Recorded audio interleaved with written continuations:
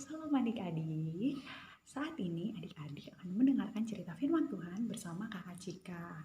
Sebelum kita mendengarkan cerita firman Tuhan, Kakak Cika akan memimpin kita semuanya di dalam doa. Kita berdoa. Tuhan Yesus yang baik, terima kasih untuk setiap berkat yang Tuhan sudah berikan kepada kami semua. Saat ini kami akan mendengarkan cerita firman Tuhan. Biarlah kiranya Tuhan memberikan kuasa Roh Kudus dalam hati pikiran kami, agar kami dapat mendengarkan cerita firman Tuhan saat ini. Berkati juga Kakak Cika yang akan bercerita, biarlah Kakak Cika bisa menyampaikan cerita firman Tuhan melalui hikmat yang Tuhan berikan kepada Kakak Cika. Terima kasih Tuhan Yesus, berfirmanlah, karena kami semuanya telah siap untuk mendengarkan. Amin. Amin. Kita semuanya sudah siap ya mendengarkan cerita firman Tuhan. Baik, sekarang adik-adik bisa siapkan Alkitabnya. Bagi adik-adik sekalian yang belum bisa membaca, adik-adik bisa minta tolong mama, papa, atau pendamping yang menemani adik-adik impai di pagi hari ini. Adik-adik, pembacaan Alkitab kita pada hari ini terambil dari kitab Markus. Kitab Markus pasal 10 ayat 17 sampai 22. Kakak Cika akan bacakan buat adik-adik ya. Orang kaya sukar masuk kerajaan Allah. Pada waktu Yesus berangkat untuk meneruskan perjalanannya, datanglah seorang berlari-lari mendapatkan dia, dan sambil bertelut di hadapannya, ia bertanya, "Guru yang baik, apa yang harus kuperbuat untuk memperoleh hidup yang kekal?" Jawab Yesus, "Mengapa kau katakan aku baik?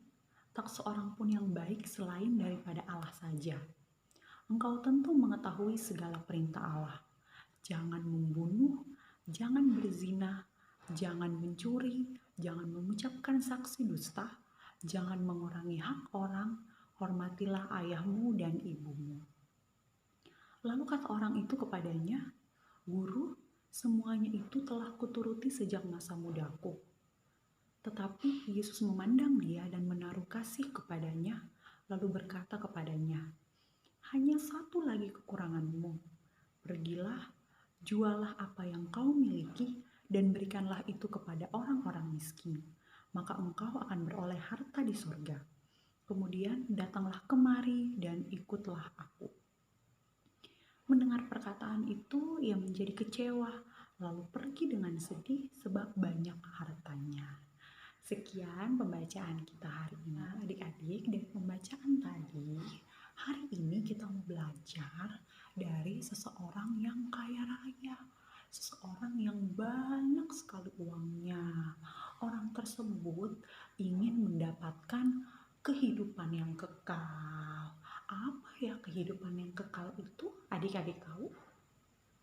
Iya, kehidupan kekal itu artinya hidup bersama Allah, bersama Tuhan Yesus di dalam kerajaan Allah. Nah, adik-adik, orang kaya tersebut selalu melakukan perintah Allah. Dia tidak pernah mencuri, dia tidak pernah berbohong, dia selalu hormat pada orang tua, bahkan dia rajin beribadah, rajin berdoa. Maka dari itu, orang kaya tersebut merasa bahwa dia bisa memperoleh hidup yang kekal. Tapi ternyata Tuhan Yesus berkata kepada orang kaya tersebut bahwa kalau orang kaya tersebut mau mendapat kehidupan yang kekal, mau mengikut Tuhan Yesus, orang kaya tersebut harus apa? Ia harus menjual semua hartanya, harus membagikan hartanya kepada orang-orang miskin. Barulah orang kaya tersebut bisa mendapat kehidupan yang kekal, bisa menjadi pengikut Yesus. Akhirnya orang kaya tersebut menjadi kecewa, dia sedih karena dia punya banyak sekali harta. Jadi tahu tidak kenapa orang kaya itu menjadi kecewa? Kenapa orang kaya itu menjadi sedih? Iya, karena orang kaya itu lebih menyayangi, lebih mengasihi, lebih mencintai uangnya daripada Tuhan Yesus. Dia tidak bisa kehilangan uangnya. untuk menjadi pengikut Yesus.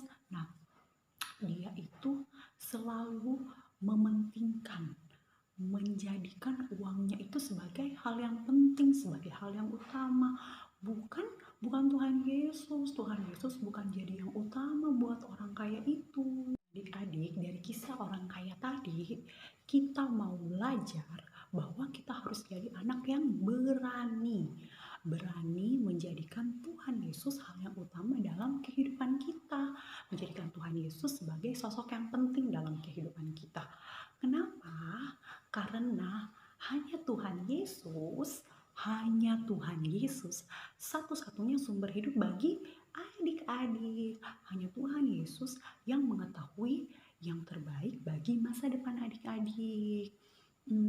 Caranya kayak seperti apa ya Kakak Cika untuk menjadikan Tuhan Yesus sebagai yang utama bagi adik-adik? Contohnya adalah ketika hari Minggu pagi adik-adik mau impah, tapi ada teman adik-adik yang mengajak adik-adik untuk bermain. Nah, bermain bersama dengan teman itu memang seru, memang asik, tapi kita harus berani menolak ajakan teman kita tadi. Kita harus beribadah dulu di hari Minggu. Karena kalau kita beribadah, itu sama saja dengan kita bersyukur kepada Tuhan Yesus untuk semua berkat yang sudah kita terima, untuk nafas kehidupan yang sudah adik-adik terima. Nah, setelah impah, baru kita boleh bermain bersama teman-teman. Adik-adik, ingat ya, kita mengikuti Tuhan Yesus itu berarti kita harus menjadikan Tuhan Yesus sebagai yang utama di dalam kehidupan adik-adik semua. Adik-adik harus mengasihi Tuhan Yesus lebih dari semua yang adik-adik miliki. Karena hanya Tuhan Yesus satu-satunya sumber kehidupan dan penolong bagi kehidupan adik-adik semuanya.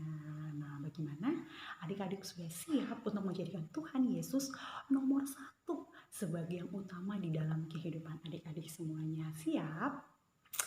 Kakak Cika yakin pasti adik-adik semuanya siap. Oke. Nah, sekian cerita firman Tuhan dari Kakak Cika hari ini. Semoga firman Tuhan yang adik-adik dengarkan, adik-adik bisa lakukan di dalam kehidupan adik-adik sehari-hari. Nah, kita sampai berjumpa lagi ya di minggu depan. Dadah, selamat hari Minggu. Tuhan Yesus